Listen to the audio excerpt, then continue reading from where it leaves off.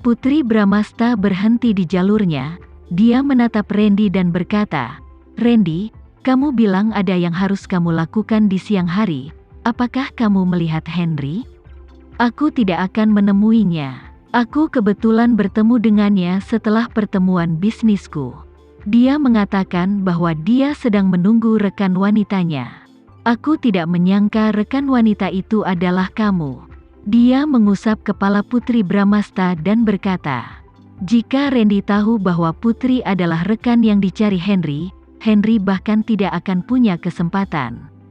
Randy pasti sudah bergegas ke sana. Kami benar-benar hanya rekan kerja." Dia mungkin takut Randy akan mengetahui apa yang telah dilakukan Henry padanya. Dia sengaja memiringkan kepalanya untuk menghindari tatapan mata Randy. "Jika kalian bukan rekan kerja, lalu hubungan macam apa lagi itu?" Randy mencubit hidungnya dan dengan penuh kasih memeluknya. "Putri, berjanjilah padaku bahwa kamu akan tinggal bersamaku selamanya." "Tentu saja aku akan tinggal bersamamu selamanya.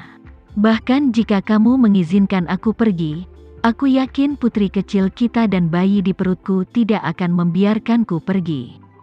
Putri Bramasta meletakkan tangan besar Randy di atas perutnya dan kemudian terkekeh. "Aku benar-benar senang menggendong anak kita lagi."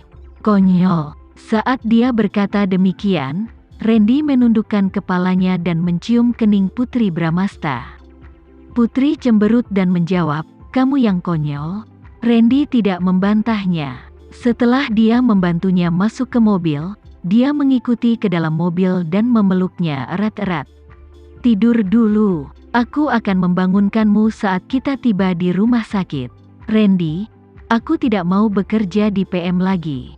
Meskipun pekerjaan itu penting bagi Putri Bramasta, tetapi Randy dan keluarganya adalah yang paling penting. Jelas ada bom waktu di sampingnya di tempat kerja. Putri Bramasta jelas bukan orang bodoh yang rela membiarkan dirinya menjadi sasaran. Bagaimana jika sesuatu terjadi? Apa yang akan terjadi pada putri kecil? Apa yang akan terjadi pada Randy? Dan apa yang akan terjadi pada bayi di dalam perutnya? Sekarang dia harus selalu mengingatkan dirinya sendiri bahwa dia tidak sendirian. Apapun jenis keputusannya dia harus membuatnya. Dia harus memikirkannya terlebih dahulu.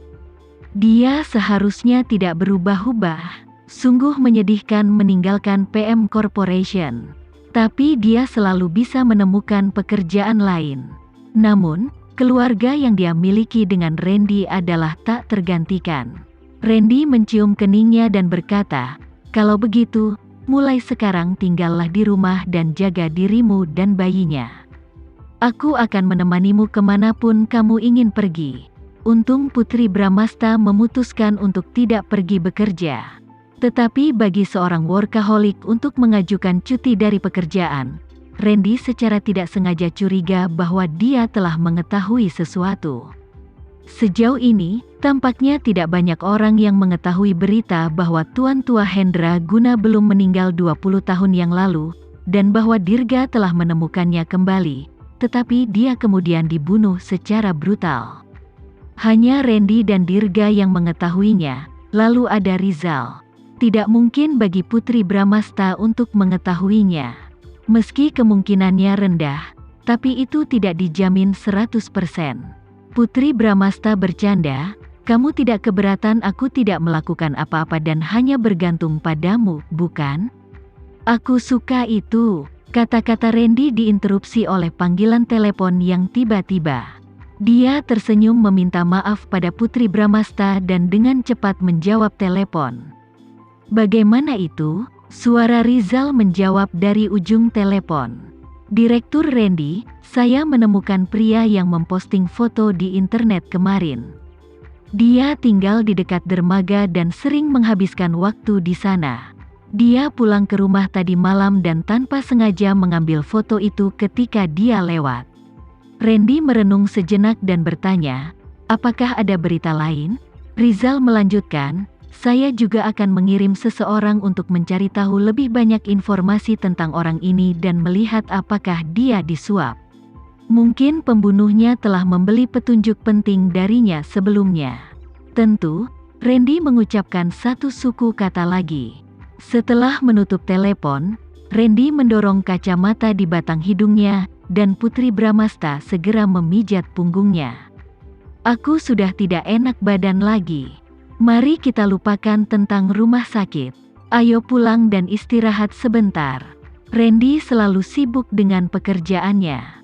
Mengelola Sandiga Group sudah menjadi tanggung jawab besar baginya, namun dia masih harus meluangkan waktu untuk merawatnya. Putri Bramasta merasa bersalah. Tidak, kamu harus mendapatkan pemeriksaan di rumah sakit. Jika bayinya membuatmu menderita lagi, aku akan memukul bayinya di masa depan. Randy sangat tidak ingin punya anak lagi karena tidak ingin melihat Putri Bramasta menderita. Apa kamu yakin akan hal itu? Melihat bagaimana Randy memanjakan putri mereka, dia tahu betul bahwa dia adalah ayah yang baik, jadi dia tidak tega memukuli bayi mereka. Kalau bayi itu berani membuatmu menderita, kita lihat saja nanti. Randy menggendong Putri Bramasta. Dia sangat khawatir. Dia memiliki firasat buruk. Dia khawatir Putri Bramasta akan mengetahui tentang insiden pada Hendra Guna cepat atau lambat. Karena kekhawatiran, dia gelisah sepanjang pagi. Dan ketika pikirannya tidak sibuk dengan pekerjaan, hal pertama yang dia pikirkan pasti adalah Putri Bramasta. Jika dia mengetahui hal-hal tentang Hendra, apa yang harus dia lakukan untuk meminimalkan dampaknya terhadap dirinya? Tentu saja, syaratnya adalah melakukan segala kemungkinan untuk menghentikan berita sampai ke Putri Bramasta. Tidak akan ada kerugian yang ditimbulkan jika dia tidak mengetahuinya. Putri Bramasta melakukan pemeriksaan kehamilan menyeluruh di rumah sakit. Dokter mengumumkan bahwa ibu dan bayi keduanya dalam keadaan sehat. Mereka hanya perlu datang untuk pemeriksaan kehamilan rutin setiap 2 minggu sekali. Putri Bramasta berterima kasih kepada dokter dan menatap Randy yang gugup. Dia tersenyum dan berkata, "Lihat betapa gugupnya kamu. Ini bukan kehamilan pertamaku. Aku sangat berpengalaman. Jangan khawatir. Aku mengkhawatirkan istriku. Apakah ada yang bermasalah dengan itu?" Randy membantu Putri Bramasta duduk di kursi penumpang. Dia berencana untuk mengantarnya pulang sendiri. "Aku dengar ada pembunuhan di dermaga tadi malam. Kepala korban dipenggal. Pasti mengerikan, ya Tuhan, itu menakutkan hanya dengan memikirkannya." Kedua pria yang melewati mobil mereka sedang mendiskusikan pembunuhan di dermaga, yang didengar Putri Bramasta sepanjang pagi. Apa yang dia dengar kali ini bahkan lebih mengerikan dibandingkan dengan berita pagi ini. Mereka hanya mengatakan korban penuh luka di pagi hari, tapi sekarang mereka mengatakan korban dipenggal. Inilah yang mereka sebut rumor palsu. Ketika sebuah pesan diteruskan dari satu ke yang lain, cerita akhirnya akan berakhir dengan sangat tidak terbayangkan. Mendengar apa yang dikatakan kedua orang yang lewat itu, tangan Randy terhenti di gagang pintu. Dia segera melihat ke arah Putri Bramasta yang duduk di kursi penumpang. Ketika dia menyadari bahwa Putri Bramasta tidak menunjukkan reaksi yang berarti, dia perlahan menjadi tenang. "Randy, ada apa?" tanya Putri Bramasta khawatir. Hari ini, Randy sedikit berbeda dari dirinya yang biasanya. Dia bisa merasakannya, tapi dia tidak bisa menentukan perbedaannya. Mungkin karena Randy kurang fokus hari ini. Ketika dia bersamanya sebelumnya, dia bisa merasakan bahwa dia sedang memikirkan sesuatu yang lain. Biasanya, saat Randy bersamanya, dia akan memberikan perhatian penuh padanya. Tapi hari ini, rasanya tidak seperti itu. Randy mudah teralihkan perhatiannya hari ini. Mungkin karena tekanan pekerjaan di Sandiga Group. Apakah dia mengalami beberapa masalah yang tidak bisa dia selesaikan? Putri Bramasta ingin membantu, tetapi dia tidak tahu caranya. "Aku baik-baik saja." Randy membantu Putri Bramasta mengencangkan sabuk pengaman, menutup pintu, dan berjalan mengitari bagian depan mobil menuju kursi pengemudinya. Randy, Putri Bramasta memanggilnya. Jika kamu terlalu lelah, kamu harus istirahat dari pekerjaan dan istirahat beberapa hari saja.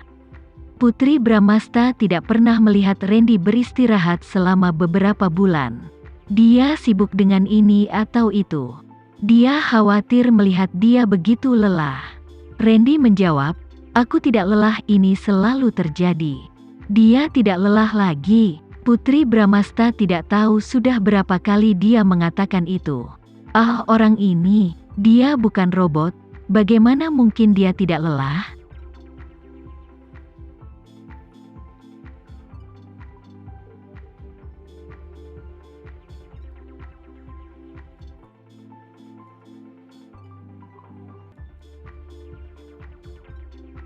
Sekian dulu ya video kali ini, kita lanjutkan lagi videonya di lain waktu.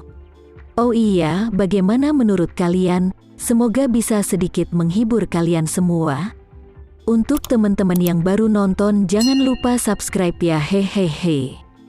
Dan kalau teman-teman ada yang ingin gabung langganan, bisa langsung gabung saja untuk dapat fitur yang menarik dan sedikit membantu Mimin.